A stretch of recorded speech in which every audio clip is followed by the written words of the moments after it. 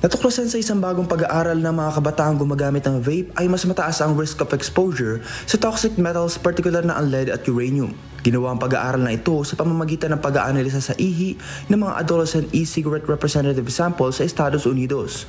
Sinuri nila kung gaano kataas ang metal level sa ihi ng mga gumagamit ng vape by frequency at flavor type.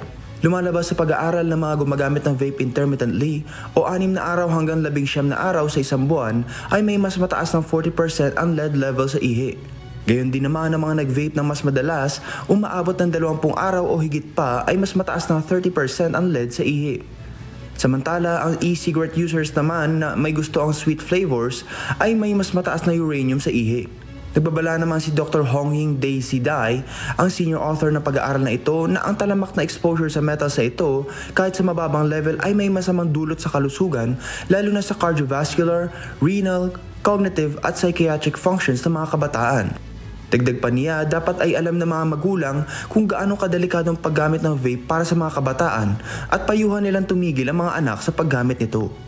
Sa tala ng National Youth Tobacco Survey sa Estados Unidos, 90% ng mga kabataan ay gumagamit ng flavored e-cigarettes.